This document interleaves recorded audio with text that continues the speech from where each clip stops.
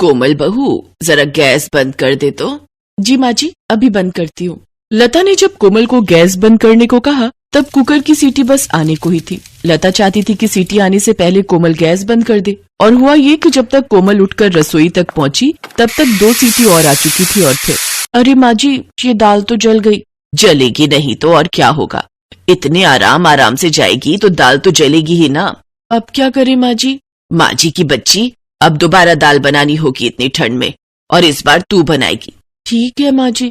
एक काम कर, तू रहने दे, अगर तू बनाने बैठी तो कल तक नहीं बनने वाली। हट जा, मैं ही बनाऊंगी। ठीक है माँ जी। हट जरा साइड में, निकलने की जगह तो दे, मोटी कहेंगी। ठीक है माँ जी।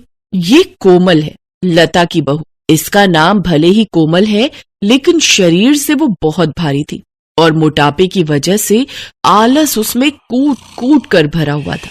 कोमल के आलस से उसकी सास लता और उसका पति सतीश बहुत परेशान थे। उसके आलस की वजह से लता को बुढ़ापे में भी घर के काम करने पड़ते थे। वैसे कोमल लाख आलसी हो, लेकिन वो अपनी सास लता को प्यार बहुत करती थी। उधर रसोई में दाल चढ़ाते हुए लता बड़बड़ाई जा रही थी। हे भगवान, यही भैंस रह गई थी क्या मेरी बहू बनने को? इस उम्र में तो सासें आराम करती हैं, रजाई में पड़ी रहती हैं और बहुएं सारा काम करती हैं। आहा, पर मेरी किस्मत में ये सब कहाँ है। माँ जी, कुछ चाहिए क्या? हाँ, मुझे जरा वो चूहे मारने वाली दवा ला दे, बस अब तो वही चाहिए। अभी लाती हूँ माँ जी। एक काम कर, तू रहने दे, जब तक तू जहर लाएगी कहीं मेरा मरने का मूड ही ना बदल जाए। हैं? तो क्या आप मरने के लिए दवाई मंगा रही थी? ना ना, दाल में डालूंगी, क्या है ना, उससे अच्छा स्वाद आता है। माँ जी, कम ही डालना, वरना पता चला सबके सब मर गए। कोमल की इस बात पर लता के आंसू निकल गए। उसने अपना माथा पीट लिया और वो आसमान की तरफ देखकर बोली, हे भगवान, सतीश के पल्ले तो तूने ये गधी बांधी। बस मुकेश की बीवी कोई चंट फुर्तीली दे देना, ताकि मुझे बुढ़ापे में इस ठंड में कुछ तो आराम मिले। भगवान ने भी लता की सुन ली और कुछ दिनों बाद उसके छोटे बेटे मुकेश की शादी भी हो गई। अब पल्लवी घर में छोटी बहू बनकर आ गई थी। पल्लवी से लता को बहुत सी उम्मीदें थीं। और फिर कोमल, एक काम कर, सबके लिए पराठे बना दे। ठीक है माँ जी। अरे माँ जी, पराठे तो मैंने बना दिए। हैं? बना दिए? मगर कब? जब आप पूजा कर रही थी तो मैंने झट से आलू उबाले, मसाला तैयार किया और फट से पराठे बना दिए। आपके लिए ले आऊं क्या? पल्लवी की बात सुनकर लता खुशी से उछल पड़ी। उसे ऐसा लगा कि देवी माँ उसकी मन्नत पूरी करने खुद आई हो। तभी उसने कोमल की तरफ गुस्से में देखकर कहा, पराठे तो बन गए, चल अब तू जाकर कपड़े धो दे। ठीक है माँ जी। 1 मिनट, कौन से कपड़े माँ जी? वो जो बाल्टी में रखे थे? हाँ, वही वाले। वो तो मैंने धो दिए। धो दिए? पर कब? अरे जब आप पूजा कर रही थी ना, तभी पराठे बनाने के बाद मैं खाली थी तो मैंने कपड़े धोकर छत पर सुखाने को भी डाल दिए। अब तो मारे खुशी के लता के बस प्राण ही निकलने वाले थे। ऐसी रफ्तार वाली बहू पाकर उसको मोक्ष की प्राप्ति जैसा अनुभव हो रहा था। तभी उसने कोमल की तरफ देखा। कुछ सीख इससे, तुझसे छोटी है पर कितनी फुर्ती है इसमें। ठीक है माँ जी। चुप हो जा, जब देखो ठीक है माँ जी, ठीक है माँ जी, एकदम चुप हो जा। ठीक है माँ जी। कोमल की बात सुनकर फिर से लता ने अपना माथा पीट लिया। अब तो ये रोज की ही कहानी हो गई। एक दिन जब कोमल आंगन में झाड़ू लगा रही थी, उतनी देर में पल्लवी ने कपड़े भी धो दिए और खाना भी बना लिया। तभी कोमल ने लता से कहा, माँ जी, थोड़ा पैर उठाएंगी? हाँ हाँ, पैर क्यों, मुझे ही उठा दे तू तो। ठीक है माँ जी, पर आप उठकर क्या करोगी? अरे चुप हो जा गधी। अरे भाभी, आप रहने दो, लाओ मैं लगा दूं झाड़ू। लता कोमल के आलस और उसकी धीमी रफ्तार से बहुत चिढ़ती थी, और जब से उसके घर में पल्लवी आई थी तो उसकी रफ्तार देखकर तो लता को कोमल पर और भी गुस्सा आता था। फिर एक दिन, माँ जी, ये भाभी इतनी आलसी क्यों है? पता नहीं, ये तो शुरू से ऐसी ही है, सुस्त आलसी, कोई काम ढंग से नहीं करती। पल्लवी अब अपनी सास लता को कोमल के खिलाफ भड़काने में लग गई। ये बात कोमल को भी महसूस हो गई, लेकिन वो किसी से कुछ नहीं कहती थी। फिर एक रात जब सब सोने जा रहे थे, कोमल, जाकर रसोई में गैस का रेगुलेटर बंद कर दे। ठीक है माँ जी। रुक, तू रहने ही दे। पल्लवी, तू जाकर बंद कर दे, क्योंकि अगर ये गई तो लौटते लौटते सुबह हो जाएगी इसे तो। ठीक है माँ जी। पल्लवी का इस तरह से कोमल पर हंसना उसे बिल्कुल भी अच्छा नहीं लगा, लेकिन उसने कुछ नहीं कहा। तभी पल्लवी झट से रसोई में गई और फट से वापस अपने कमरे में चली गई। उधर लता और कोमल भी अपने अपने कमरे में चले गए। सुबह सबसे पहले पल्लवी उठी और उसने उठते ही चाय बनाने के लिए जैसे ही माचिस जलाई तभी पूरी रसोई में जोर का धमाका हुआ और हर तरफ आग लग गई।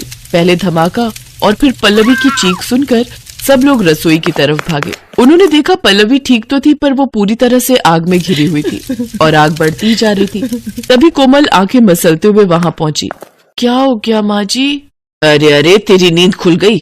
जाकर सो जा। हम पल्लवी का अंतिम संस्कार करने के बाद तुझे उठा देंगे। हथनी कहीं की, दिख नहीं रहा कि आग लगी है? जल्दी से पानी डाल। ठीक है माँ जी। नहीं, तू रहने दे। तू जब तक पानी लाएगी तब तक तो पल्लवी का भरता बन जाएगा। मैं ही करती हूँ, हट यहाँ से। कोमल करीब करीब आधी नींद में थी, लेकिन तभी पल्लवी जोर से चिल्लाई। अब आग पल्लवी के कपड़ों तक पहुंच गई थी। सब लाचार और बेबस होकर उसे देख रहे थे। पल्लवी को भी लगा कि उसका अंत समय आ गया है, पर तभी कोमल ने फुर्ती दिखाते हुए किचन के जलते हुए पर्दों को साइड किया और वो झट से पल्लवी तक पहुंच गई। कोमल को सब लोग हैरानी से देख रहे थे और फिर उसने पल्लवी को एक कंबल में लपेटा, आग से बाहर निकाल लाई और फिर, हैं कोमल, ये तूने कैसे किया? पता नहीं माँ जी, मुझे लगा कि मैं अगर जल्दी से नहीं गई तो पल्लवी मर जाएगी, बस इसीलिए। लता की आलसी बहू ने अपनी जान पर खेलकर उसकी दूसरी बहू को बचा लिया था। उसकी फुर्ती देखकर सब लोग हैरान थे। तभी कोमल ने पल्लवी से कहा, कहते हैं जल्दी का काम शैतान का होता है। कल तुमने गैस सही से बंद नहीं की ना, तो उसी वजह से ये सब हुआ। लेकिन भगवान की कृपा है कि तुम बच गई। मुझे माफ कर दो भाभी, मैं आगे से ख्याल रखूंगी। ना पल्लवी, तू आज से रेगुलेटर बंद नहीं करेगी, कोमल ही करेगी। हाँ भाई, दुर्घटना से तो देर ही भली। लता की इस बात पर उसके बहू बेटे ठहाके मारकर हंसने लगे।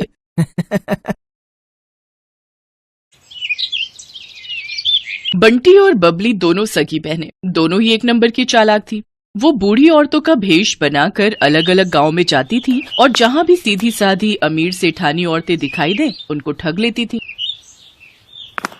अरे मोरी मैया, ये तो सच में जादू हो गया। मुझे भी कोई ऐसी दवाई दे दो। मैं तो बिल्कुल ऐसी 20 साल की जवान लड़की बनना चाहती हूँ। मेरे पति तो मुझे पसंद ही नहीं करते, हमेशा मुझे बुढ़िया बुढ़िया कहकर चिढ़ाते रहते हैं। सही कह रही हो बहन, मेरे पति भी मुझे ऐसे ही सुनाते हैं कि तू तो अब बूढ़ी हो गई है, तेरे ऊपर कुछ पहना ओढ़ा अच्छा नहीं लगता। अब दिखाऊंगी मैं कितनी सुंदर लगती हूँ। वैसे ये दवाई खाकर हम कितने दिन में जवान हो जाएंगे? बस एक बार ये 1 हफ्ता दवाई खा लो, उसके बाद आने वाले 1 हफ्ते के अंदर तुम्हारे अंदर बदलाव आ जाएगा। पर ये दवाई महंगी है, इतना याद रखो, 51,000 रुपए का शगुन डालना पड़ता है, तब ये दवाई मिलती है और तभी ये अपना असर दिखाती है।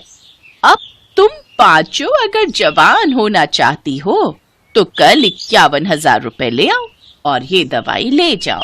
अरे वो तो कोई दिक्कत नहीं है, पैसों की चिंता तुम ना करो, हम कल ही ले आएंगे। पर मेरी तो अब बहन की लड़की की शादी है, मैं सोच रही हूँ कल से दवाई शुरू कर दूं। हाँ, आप कल से ही दवाई शुरू कर दो, तभी आप मेरी तरह सुंदर बन पाओगे। ठीक है, तो फिर हम सब कल पैसे लेकर आ जाएंगे, तुम हमें दवाई दे देना। मोहनपुर गांव की सारी अमीर बड़े घर की औरतें बंटी और बबली के झांसे में आ जाती हैं और उनसे दवाई खरीद लेती हैं। बंटी और बबली तो अपना काम करके उन औरतों को ठग कर कब का वहां से रफू चक्कर हो चुकी थी, पर मोहनपुर गांव की औरतें अपना सिर पीटती रह गई। उनके घर में सभी उन्हें डांटने लगे। अरे तुम पागल हो क्या? तुम्हारी उम्र हो गई, बाल पक गए, पर अक्ल अभी भी बच्चों वाली है। ऐसे भला दवाई लेकर कोई इतना जवान हो जाए कि 20 साल की लड़की बन जाए? तुम्हें क्या हो गया था? बताओ, फालतू के पैसे खराब हो गए और वो औरतें तुम्हें ठग कर चली गई। अरे मुझे अकेली को क्यों डांट रहे हो? सब किया धरा उस सुशीला का है, वही मुझे उन औरतों के पास ले गई थी। पर मुझे अभी तक समझ में नहीं आ रहा है कि उनमें से एक बूढ़ी दादी और वो उसकी पोती, क्या जो हमें पागल बना रही थी वो दादी पोती है क्या? तुम यहाँ अपना गणित लगाती रहो और वो दोनों राम जाने किसी और को लूट रही होंगी। बिल्कुल सही। बंटी और बबली अब सीतापुर गांव में पहुंच चुकी थी। अब उनका अगला निशाना यहाँ की अमीर घर की औरतें। बंटी, चल अगला निशाना ढूंढते हैं, थोड़ा गांव में घूम आए। ठीक है, पहले इन सब का विश्वास भी तो जीतना होगा। अरे वो तो हमारे बाएं हाथ का खेल है। बंटी और बबली 2 बुढ़िया बनकर सीतापुर गांव में घूमने लगी। वो एक चौपाल के पास से गुजरी, वहाँ कुछ बड़े घर की औरतें बैठी हुई आपस में गप्पे मार रही थी। बंटी और बबली जानती थी कि ये सही मौका है। अरे लाजवंती, कितने दिन में मैं जवान हो जाऊंगी? दवाई की 5 खुराक तो मैंने खा ली है। सुमित्रा, तुझे सब्र नहीं है। मैंने तुझे कहा ना, तू देखना सुंदर लड़की में ना बदल जाए तो मेरा नाम बदल देना। मैंने भी वो दवाई शुरू कर दी है। अरे हम जैसी बहुत बूढ़ी औरतें उस दवाई को खाकर जवान हुई हैं। ये दोनों बुढ़िया औरतें गांव में नई दिखाई दे रही हैं, पर ये किस दवाई की बात कर रही हैं? जरा पूछ तो। अरे बहन जी, जरा रुकना, आपको इस गांव में पहली बार देखा है। आप ये किस दवाई की बात कर रहे हो? जी नमस्ते। हम दोनों तो बूढ़े से जवान होने की दवाई की बात कर रहे हैं। हम वो दवाई खा रहे हैं। अब बूढ़े शरीर से काम नहीं होता, उम्र हो चली है, शरीर कमजोर हो गया है। हमें किसी ने दवाई दी थी कि इसको खाने से हम बहुत जल्दी जवान लड़की बन जाएंगे, तो हम इसी बारे में बात कर रहे हैं। हाय हाय हाय, सचमुच बुढ़ापा झेला ही नहीं जाता। कभी कोई बीमारी शरीर को घेर लेती है तो कभी कोई। हमसे अब बुढ़ापा सहन नहीं होता, इसलिए हम जवान होने की दवाई खा रहे हैं। अच्छा, तो उससे कोई भी जवान हो सकता है? अगर हम लोग वो दवाई खाएं, क्या तुम हमें भी वो दवाई दे सकती हो? हाँ, क्यों नहीं, वो दवाई तो हम जरूर दे सकते हैं। उसके लिए 51,000 रुपए देने होंगे, वो शगुन होता है। हाँ ठीक है, पर पहले आप हमें इस बात का सबूत दो कि वो दवाई सचमुच हमें जवान बना देगी। मेरी दवाई को 5 दिन हो चुके हैं, बस कल एक दवाई और लेनी है, फिर परसों मैं तुम्हें एक जवान लड़की के रूप में दिखाई दूंगी। ठीक है, तो फिर हम परसों ही दवाई खरीदेंगे। पहले तुम्हें देख तो ले, आजकल चोर उचक्के बेईमान ठग बहुत लूटने लगे हैं। अरे तो ठीक है, आप जब परसों सुमित्रा को लड़की के रूप में देखोगे तभी आपको विश्वास होगा।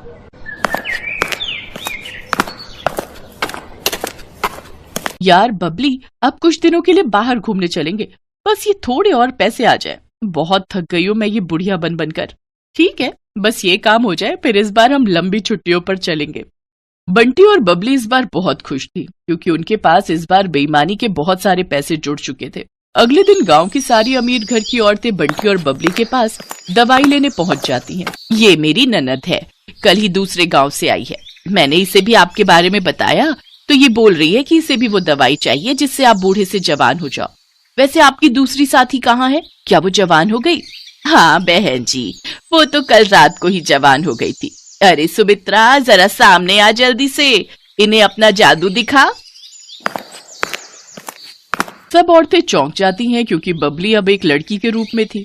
तभी सेठानी की ननद बोली, क्या बात है, वैसे कितने दिन लगे आपको बुढ़िया से जवान होने में? मुझे तो 1 हफ्ता लगा था। वैसे अब दवाई में नया तरीका अपनाया गया है, आप सबको सिर्फ 2 दिन ही लगेंगे। अब आप जल्दी से ये पैसे जमा कर दो तो हम आपको दवाई दे दें। 2 दिन का इंतजार क्या करना है, मैं आपको अभी लड़की बनकर दिखा देती हूँ। सेठानी की ननद कोई बूढ़ी औरत नहीं थी, बल्कि सेठानी की भतीजी ये सब नाटक कर रही थी, जो पिछली रात ही अपनी बुआ के घर रहने आई थी। जब सेठानी की भतीजी रीमा को ये बात पता चली तो उसे दाल में कुछ काला लगा, क्योंकि उसकी अपनी सहेली की माँ के साथ ऐसा हो चुका था और वो बदमाश औरतें कहीं नहीं मिल रही थी। बुआ जी, ये कोई बूढ़ी औरतें नहीं, ये 2 चालाक लड़कियां हैं, ये ठग हैं। गांव-गांव जाकर सबको बेवकूफ बनाती हैं और पैसे ठगती हैं। असल में इनका नाम बंटी और बबली है। पहले ये 2 बुढ़िया के रूप में गांव में जाती थी, फिर इनमें से एक अपने रूप में वापस आ जाती है। बस यही सारी औरतें धोखा खा जाती हैं। ये अपना मेकअप उतार देती है। अच्छा, ऐसी बात है, हम तो इनके जाल में फंसे ही जा रहे थे। अब तुम दोनों को यहाँ से कोई नहीं भागने देगा। रीमा बिटिया, जल्दी से चौधरी साहब को और बाकी गांव वालों को भी बुला लो, इन दोनों को पकड़ना बहुत जरूरी है। बबली, हमारी चालाकी हम पर भारी पड़ गई, अब तो हमें ये पुलिस के हवाले करके रहेंगे। तुम ठीक कह रही हो बहन, कोई बात नहीं, थोड़े दिन जेल की रोटी खा लेंगे। रीमा की समझदारी से बंटी और बबली, जो कि बहुत समय से लोगों को ठगने का काम कर रही थी, उन्हें पुलिस पकड़ लेती है और उन्हें जेल हो जाती है। दोनों को अपने किए की सजा मिल जाती है। बंटी और बबली दोनों को समझ आ गया था कि चोर कितना भी समझदार हो, कितना भी चालाक हो, पर एक न एक दिन उसे अपराध की सजा जरूर मिलती है।